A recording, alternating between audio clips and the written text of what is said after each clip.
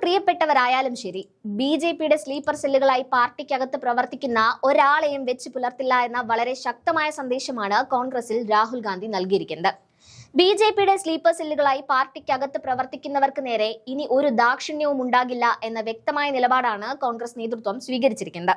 രാഹുൽ ഗാന്ധിയും പ്രിയങ്ക ഗാന്ധിയും തമ്മിലുള്ള വൈകാരികമായ അടുപ്പം നമുക്കെല്ലാം അറിയാവുന്നതാണ്.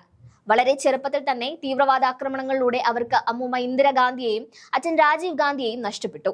ഈ ആഘാതങ്ങൾ കാരണം ഇരുവരും പരസ്പരം താങ്ങും തണലുമായി നിലകൊള്ളുന്നവരാണ്. എന്നാൽ ഇക്കഴിഞ്ഞ ദിവസം രാഹുൽ ഗാന്ധി എടുത്ത നടപടി കോൺഗ്രസ് നേതൃത്വത്തെ പോലും അമ്പരപ്പിക്കുന്നതാണ്.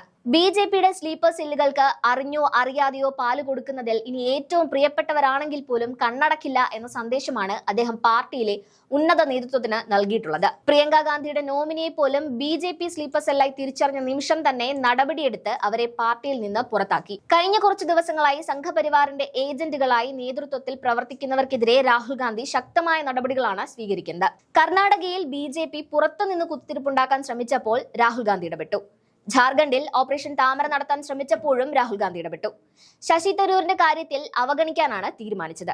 അങ്ങനെ ഇടപെടേണ്ട സമയത്ത് കൃത്യമായി ഇടപെടുകയും അവഗണിക്കേണ്ടവരെ അവഗണിക്കുകയും ചെയ്യുന്ന തന്ത്രശാലിയായ രാഹുൽ ഗാന്ധിയാണ് ഇപ്പോൾ കാണാൻ കഴിയുന്നത്. ഏതായാലും ഇപ്പോൾ പഞ്ചാബിൽ കോൺഗ്രസ് നേതൃത്വത്തിനെതിരെ വിലപേശാനായി വന്ന BJP sleeper cell doctor Navjot Kaur സിദ്ധുവിനെ പാർട്ടി അംഗത്വത്തിൽ നിന്നും രാഹുൽ ഗാന്ധി സസ്പെൻഡ് ചെയ്തു. മുൻ ക്രിക്കറ്റ് താരം നവജ്യോത് സിംഗ് സിദ്ധുവിന്റെ ഭാര്യയാണ് ഡോക്ടർ നവജ്യോത് കൗർ സിദ്ധു. ഈ മാസം 6-ന് നവജ്യോത് കൗർ സിദ്ധു മാധ്യമങ്ങളോട് പറഞ്ഞ കാര്യങ്ങളാണ് നടപടിക്ക് ആധാരം. തന്റെ ഭർത്താവ് നവജ്യോത് സിംഗ് സിദ്ധു സജീവ രാഷ്ട്രീയത്തിലേക്ക് തിരികെ വരാൻ തയ്യാറാണെന്നും എന്നാൽ 2027 നിയമസഭാ തെരഞ്ഞെടുപ്പിൽ അദ്ദേഹമായിരിക്കും കോൺഗ്രസിന്റെ മുഖ്യമന്ത്രി സ്ഥാനാർത്ഥി എന്ന ഉറപ്പ് പാർട്ടി നൽകണമെന്നുമായിരുന്നു അവരുടെ പരസ്യമായ ആവശ്യം. ഒപ്പം കോൺഗ്രസിലെ മുഖ്യമന്ത്രി സ്ഥാനം വിൽപ്പനയ്ക്ക് വെച്ചിരിക്കുകയാണെന്ന ധ്വനിയിൽ തങ്ങൾക്ക് മുഖ്യമന്ത്രിയാവാൻ വേണ്ടി 500 കോടി രൂപയൊന്നും കൊടുക്കാൻ കയ്യിലില്ലെന്ന് അവർ പ്രസ്താവിച്ചു. ഈ പ്രസ്താവന പുറത്തു വന്ന ഉടൻ തന്നെ ബി.ജെ.പിയുടെ IT സെല്ലും നേതാക്കന്മാരും ഇത് ഏറ്റെടുത്തു.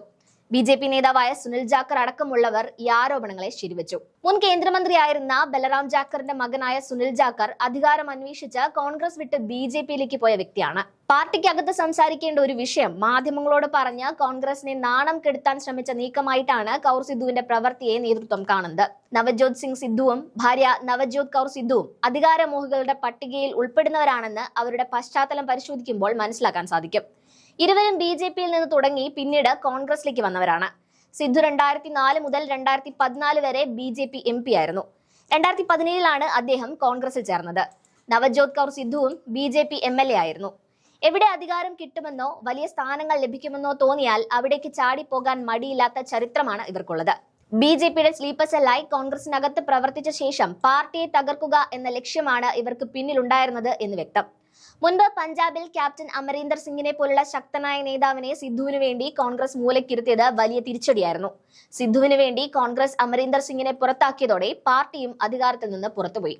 ആം ആദ്മി പാർട്ടിയാണ് പിന്നീട് അവിടെ അധികാരത്തിൽ വന്നത്. എന്നാൽ ആ പഴയ പാഠം രാഹുൽ ഗാന്ധി മറന്നിട്ടില്ല എന്ന് തന്നെയാണ് നവജ്യോത് കൗർ സിദ്ധുവിനെതിരെ എടുത്ത നടപടി തെളിയിക്കുന്നത്. പ്രിയങ്ക ഗാന്ധിയുടെ നോമിനി എന്ന നിലയിൽ പോലും സിദ്ധുവിനും ഭാര്യയ്ക്കുമെതിരെ നടപടിയെടുക്കാൻ രാഹുൽ ഗാന്ധി കാണിച്ച ആർജവം കോൺഗ്രസിലെ മറ്റ് സ്ഥാനമോഹികൾക്കും സ്ലീപ്പർ സെല്ലുകൾക്കും ഒരു പാഠമായിരിക്കും.